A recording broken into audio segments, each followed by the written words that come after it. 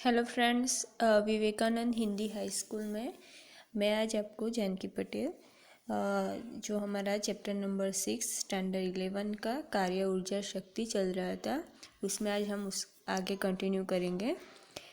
तो उसमें था टॉपिक नंबर 6.2 कार्य और गति ऊर्जा की धारणा, और उसको कार्य ऊर्जा प्रमेय भी बोलते हैं।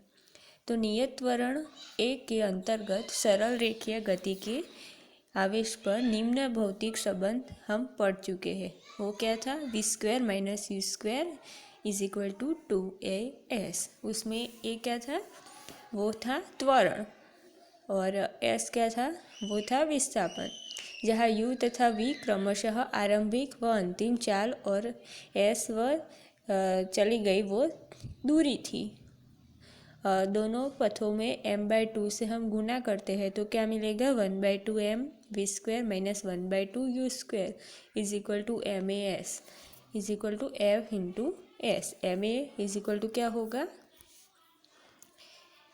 f ma, जो हमारा इक्वेशन है न्यूटन का जो दूसरा नियम, तो उससे हमने यहाँ ma के जगह क्या लिखा? f लिखा। ओके। तथा v² - u² = 2ad, सदिश ए और सदिश d। ओके। तो यहाँ a और d क्या है? पिंड के त्वरण, और d है विस्थापन। दोनों पक्षों को फिर से m/2 से हम गुना करते हैं तो क्या मिलेगा? 1/2 mv² - 1/2 u² = m इंटू सदिश ए इंटू सदिश d। तो यहाँ पे सदिश f इंटू सदिश d होगा। तो यहाँ 1/2 mv² = क्या होगा? kf, जो है गतिज ऊर्जा। लेकिन यहाँ जो kf जो लिखा है वो अंतिम फाइनल, जो f को क्या बोलेंगे हम? फाइनल गतिज ऊर्जा, उसको अंतिम गतिज ऊर्जा बोलेंगे। और 1/2 mu² = ki, यानी कि आरंभिक गतिज ऊर्जा। ओके। तो kf - ki = w। तो वस्तु पर आरोपित बल का विस्थापन के अनुदिश घटक और वस्तु के विस्थापन का गुणनफल है ये। तो इस राशि को हम क्या बोलते हैं? कार्य बोलते हैं। अतः किसी निश्चित विस्थापन दौरान लगाया बल क्या होता है? कार्य करता है। जब हम किसी वस्तु पर बल लगाते हैं तो उसका क्या होता है? विस्थापन होता है। और उस दरम्यान जो बल लगाने के कारण क्या विस्थापन होता है, तो उससे हम क्या बोलते हैं? हमने कार्य किया है, उस पर जो पिंड होता है उस पर कार्य किया है, वैसा बोलते हैं। तो जो समीकरण 3 है, कार्य ऊर्जा प्रमेय की एक विशेष स्थिति है जो यह प्रदर्शित करता है कि किसी वस्तु पर लगाया गया कुल बल द्वारा किया गया कार्य उस वस्तु की गतिज ऊर्जा में परिवर्तन के बराबर होता है। तो जो यहाँ पे जो हमने अंतिम जो गति ऊर्जा दी थी और जो शुरुआत में जो गतिज ऊर्जा दी थी, उन दोनों का जो परिवर्तन होता है वो किसके बराबर होता है? जो वस्तु पर लगाया हुआ कार्य के बराबर होता है। उसके बाद है 6.6 टॉपिक है, वो है परिवर्तन बल के लिए कार्य ऊर्जा प्रमेय। जब हम बल में जो परिवर्तन होता है, जो पिंड या वस्तु पे हम बल लगाते हैं, तो उसके कारण क्या होता है? जो पिंड का विस्थापन होता है, तो उस पर हमने कार्य किया, ऐसा हम बोलते हैं। लेकिन जब बल का जो मान होता है उसमें परिवर्तन दर रहता है, तो उसका जो कार्य है उसमें भी परिवर्तन होगा। तो गतिज ऊर्जा परिवर्तन की दर है dk/dt, जो k क्या है यहाँ पे? गतिज ऊर्जा। तो d/dt गतिज ऊर्जा का जो समीकरण है वो क्या है? 1/2 mv²। तो m जो m है, जो पिंड का मास होता है, वो बदलाता नहीं है, इसलिए m को हमने बाहर निकाल लिया। तो क्या बचेगा? dv/dt इंटू v, क्योंकि यहाँ पे v² है इसलिए 2 बार v लिखा है हमने। तो dv/dt क्या होगा? f होगा। ओके। और ये m है, तो m into D V upon D T क्या होगा, f होगा न्यूटन के दूसरे नियम अनुसार। तो यहाँ पे f इंटू वी बचेगा और f into D X upon D T. V का जो अवकलन है क्या होगा, D X upon D T.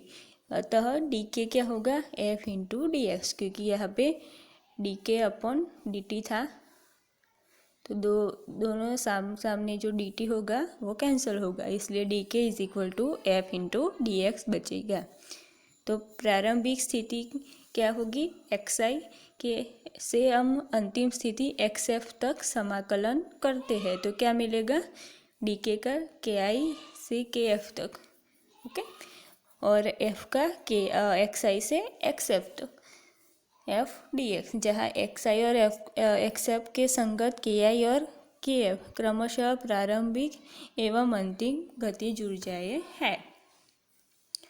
तो यह के एफ माइनस के आई क्या बचेगा, X I to X F into D X. तो जो एफ का अवकलन समाकलन जो हम करेंगे तो उसमें उसको हम कार्य लिख सकते हैं, क्योंकि बल में जो परिवर्तन होता है वो क्या मिलता है, कार्य मिलता है, इसीलिए एफ के एफ माइनस के I is equal to W.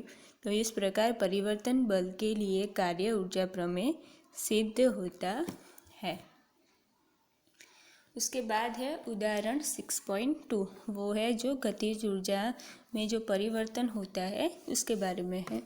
तो हम अच्छी तरह जानते हैं कि वर्षा की बूंद नीचे की ओर वाले गुरुत्वाकर्षण बल और बूंद से गिरने वाली दिशा के विपरीत लगने वाली प्रतिरोधी बल के प्रभाव के अधीन गिरती है। प्रतिरोधी बल जो बूंद की चाल के अनुक्रमणानुपाती परंतु अनिर्धारित होता है। माना कि 1 ग्राम द्रव्यमान की वर्षा की जो बूंद होती है 1 किलोमीटर ऊंचाई से गिर रही है, तो यह धरातल पर 50 मीटर पर सेकंड की चाल से संघट्ट करती है। तो गुरुत्वीय बल द्वारा किया गया कार्य क्या है, और बी में क्या फाइंड करना है हमें अज्ञात प्रतिरोधी बल द्वारा किया गया कार्य। तो ये है जो बूंद की पहले हम गतिज ऊर्जा में जो परिवर्तन होता है वो ढूंढते हैं। तो डेल्टा के इज इक्वल टू क्या होगा, जो अंतिम गतिज ऊर्जा और प्रारंभिक गतिज ऊर्जा में परिवर्तन की दर, तो 1/2 mv², और उसकी प्रारंभिक गतिज ऊर्जा वो क्या होगी, 0 होगी। तो 1/2 m का मान क्या है, 1 ग्राम, इसको हम किलोग्राम में कन्वर्ट करेंगे तो क्या मिलेगा 10⁻³ उसके बाद है v का मान क्या है 50 मीटर पर सेकंड स्क्वायर, तो v स्क्वायर है इसलिए 2 बार 50 लिखा है। तो इन सभी का आप जो वैल्यू निकालेगी तो क्या मिलेगा 1.25 जूल। तो यहाँ हमने यह मान लिया है कि बूंद विरामावस्था से गिरना आरंभ करती है। तो गुरुत्वाकर्षण बल द्वारा जो किया गया कार्य है वो क्या होगा, Wg इज इक्वल टू जो पिंड का जो मान है m, गुरुत्वाकर्षण बल g, और जो जितनी ऊंचाई से वो बूंद गिरता है उसकी ऊंचाई, तो Wg is equal to mgh होगा। और मान लीजिए कि g कितना है 10 metre per second square, okay. तो Wg is equal to mgh, तो m कितना होगा 10⁻³ किलोग्राम, g कितना 10, और h कितनी है 1 किलोमीटर की ऊंचाई है, उसको हम मीटर में कन्वर्ट करेंगे तो क्या मिलेगा 10⁻³ तो क्या मिलेगा Wg जो कार्य है वो 10 जूल मिलेगा, ओके। तो गुरुत्वाकर्षण बल द्वारा किया गया कार्य कितना है 10 जूल, ओके। तो ये पहला आंसर था। उसके बाद है कार्य ऊर्जा प्रमेय से जो अज्ञात प्रतिरोधी बल हमें फाइंड करना है, तो डेल्टा के is equal to Wg plus जो प्रतिरोधी बल है WR, जहाँ WR प्रतिरोधी बल द्वारा किया गया कार्य क्या है WR is equal to delta के माइनस WG, जो हमने यहाँ पे डेल्टा के फाइंड किया था वो कितना था 1.25 जूल, और Wg कितना मिला 10 जूल। तो जो हमें प्रतिरोधी बल द्वारा किया गया कार्य कितना मिलेगा -8.75 जूल, क्योंकि ये जो प्रतिरोधी बल है वो जो गुरुत्वाकर्षण बल की विरोध में मिलता है, इसलिए विरोधी बल है, इसलिए इसको प्रतिरोधी बल बोलते हैं, इसलिए इसका मान ऋणात्मक है। हमने जो आगे की थ्योरी में जो कार्य के बारे में जो थोड़ा बहुत सीखा है, तो उसके आगे यहाँ पे डिटेल में कार्य की जो थ्योरी दी गई है, तो वो है टॉपिक नंबर 6.3 कार्य।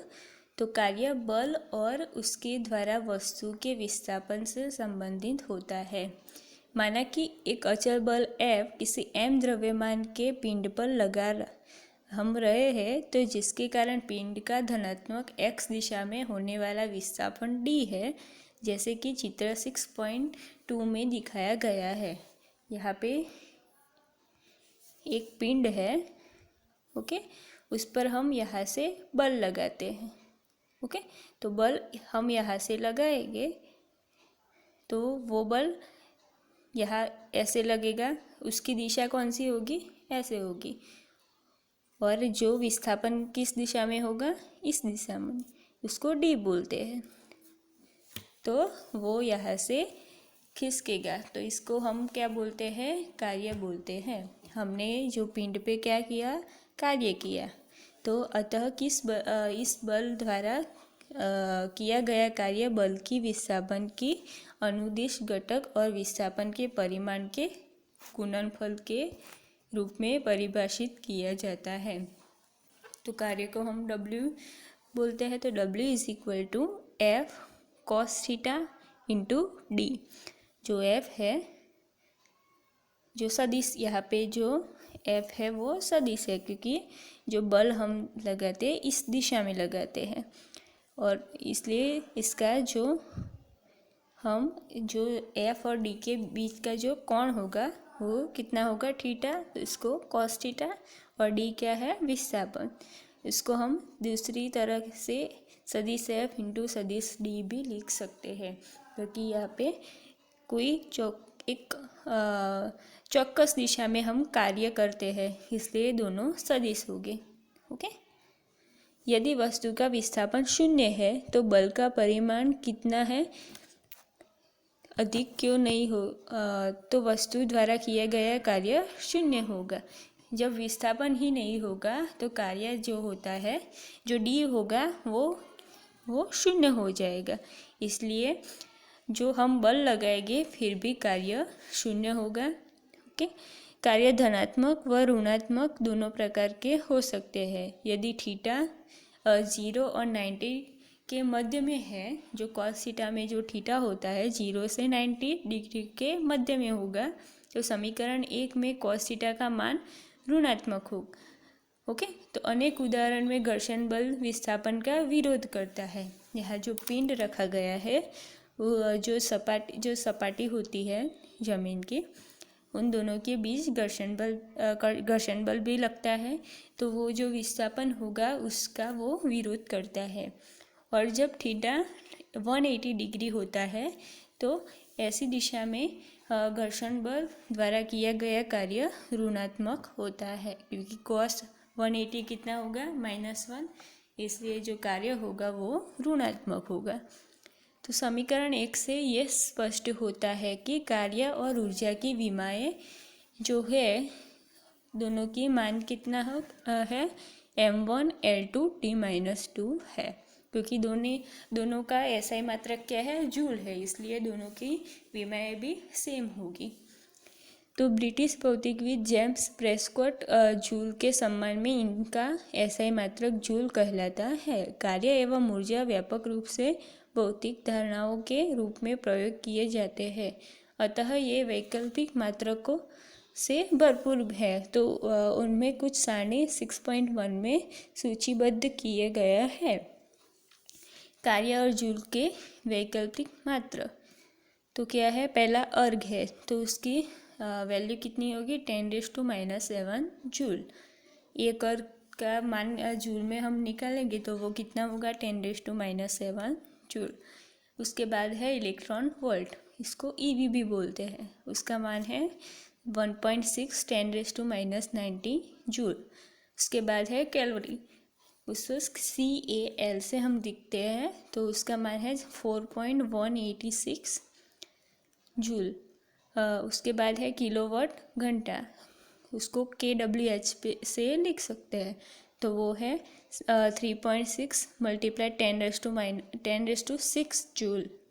ओके, तो ये थी जूल की वैकल्पिक दूसरी मात्राएं, अर्ग, इलेक्ट्रॉन वोल्ट, कैलोरी और किलोवाट घंटा। ओके, उसके बाद है टॉपिक 6.4, वो है गतिज ऊर्जा के बारे में। तो उसको हम K से हम लिख सकते हैं। तो यदि किसी पिंड पर द्रव्यमान m और वेग v है तो उसकी गतिज ऊर्जा कितनी होगी? K = 1/2 mv × v। ओके, जो बल लगता है F और जो वेग होता है तो उन दोनों का गुणनफल क्या मिलता है? हमें गतिज ऊर्जा मिलती है। ओके, तो 1/2 mv² जो गतिज ऊर्जा का समीकरण है। तो गतिज ऊर्जा एक अदिश राशि है, उसकी कोई नियमित चौकस दिशा होती नहीं है। तो किसी पिंड की गतिज ऊर्जा उस पिंड द्वारा किए गए कार्य की माप होती है, वह जो यह अपनी गति के कारण कर सकता है। ओके, तो ये जो इक्वेशन है K = 1/2 mv², ये पूरे चैप्टर में हमें बहुत सारे एग्जाम्पल सॉल्व करने में काम आएगा। ओके, उसके बाद है 6.5 परिवर्ती बल द्वारा किया गया कार्य। जब कार्य हम किसी पिंड पर हम बल लगाते हैं तो उसका मान कई बार चेंज हो जाता है, तो उस दरमियान जो कार्य है उसका भी मान चेंज होगा। तो ये थियोरी में ये बताया गया है कि अचल बल, जो अचल बल होता है वो दृष्ट प्राप्य होता है, क्योंकि जो बल है वो जब हम बल लगाते हैं किसी पिंड पे तो उसका मान बदलाता ही रहता है। उसका बल, जो बल का मान होता है वो अचल नहीं रहता। ओके, तो अधिकतर परिवर्ती बल के उदाहरण ही हमें देखने मिलते हैं। तो चित्र 6.3 में एक विमीय परिवर्ती बल का आलेख दिया गया है। यहाँ पे जो चित्र 6.3 है उसमें दिखाया गया है।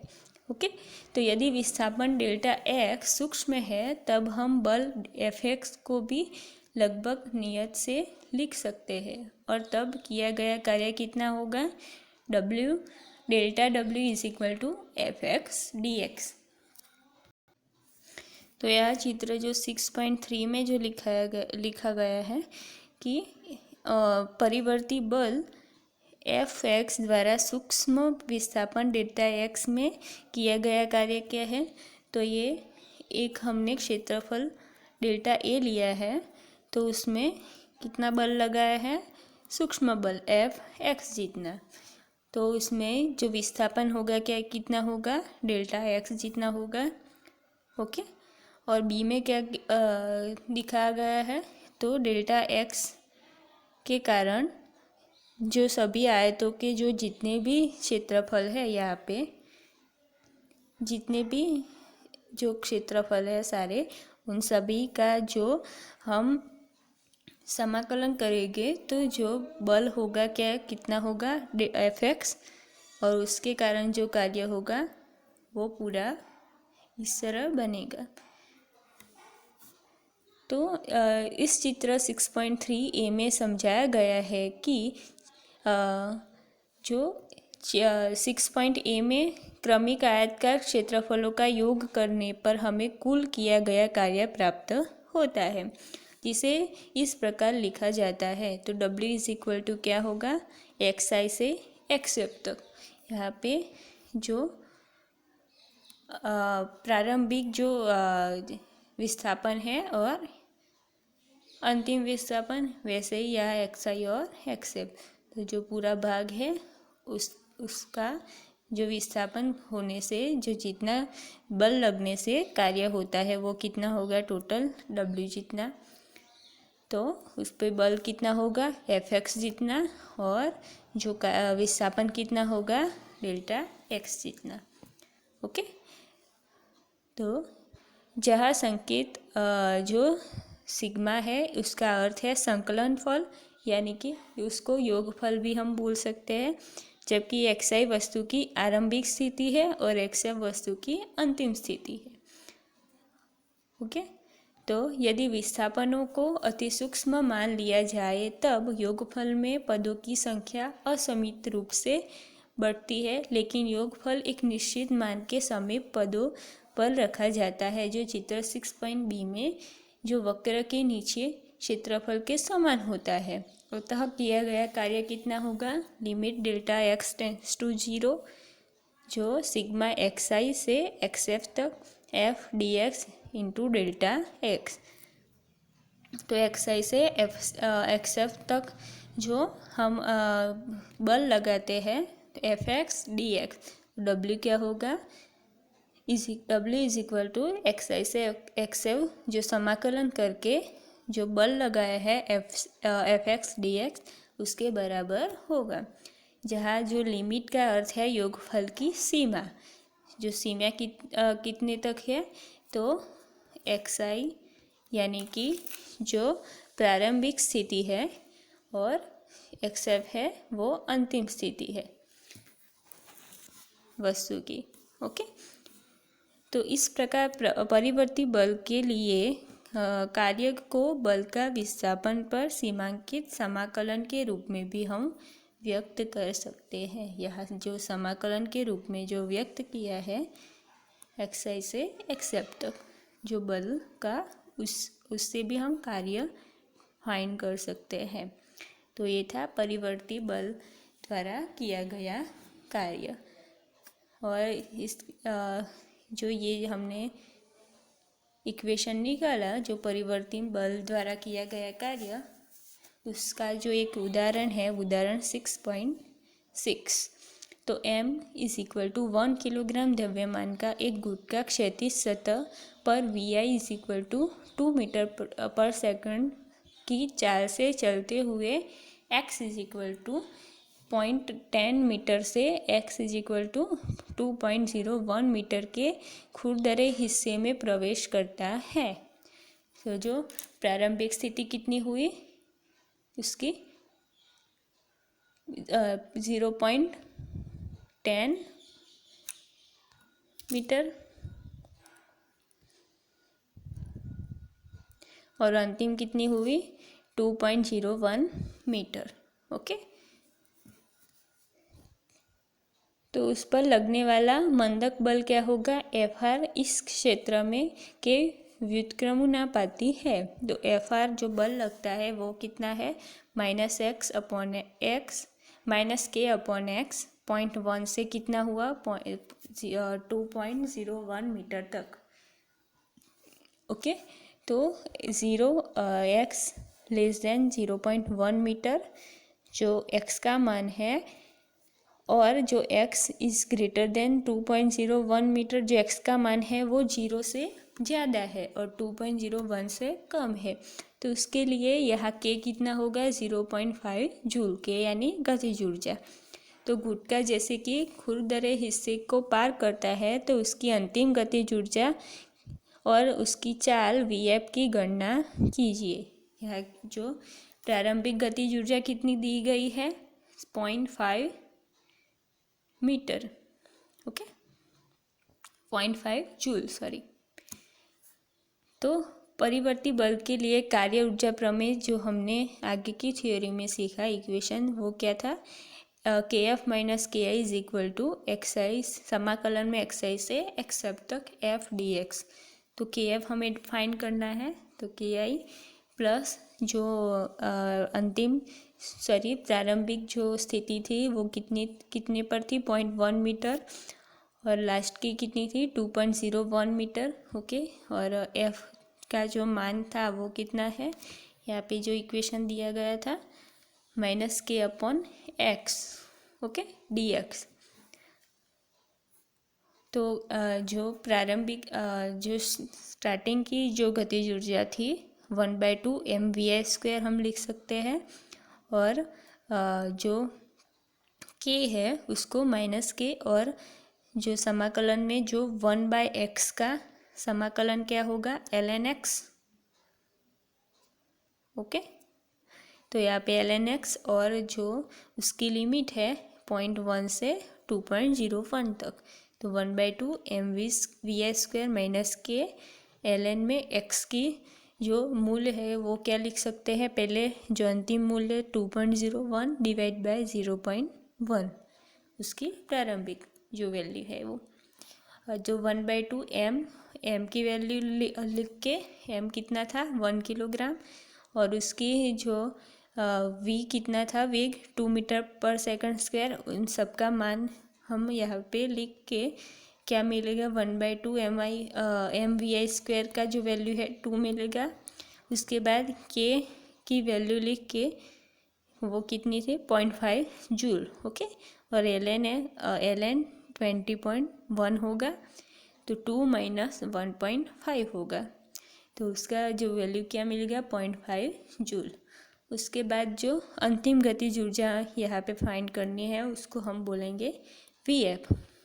ओके, तो √2 kF/m, Vf क्या होगा, जो हम kF = इक्वेशन क्या होगा 1/2 m Vf²। इस इक्वेशन से जो Vf हमें चाहिए, तो ऐसे Vf = √2 kF/m होगा इस इक्वेशन से।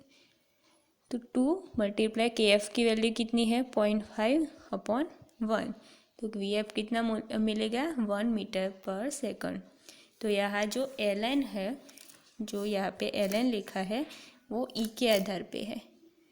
ओके, किसी संख्या का प्राकृतिक लघुगुणक है, ना कि वो 10 पर जो आधार के होता है लॉग का, वो नहीं है, क्योंकि ln x = ln ex होता है, और उसका जब हम लॉग निकालते हैं तो 2.303 log 10x लिखते हैं। ओके, तो ये है वो e के आधार पे था। ओके, तो जो लॉग टेबल में यहाँ पे e के आधार पे आपको लिखना पड़ेगा, इसकी वैल्यू है e के आधार पे आप लिख सकते हैं। ओके, नहीं कि 10 के आधार पे, वो लॉग निकालने के लिए होता है। ओके, तो ये था जो परिवर्ती बल के कारण जो हमें कार्य है। तो यहाँ पे उसके बाद का जो टॉपिक है वो हम नेक्स्ट वीडियो में देखेंगे। Thank you.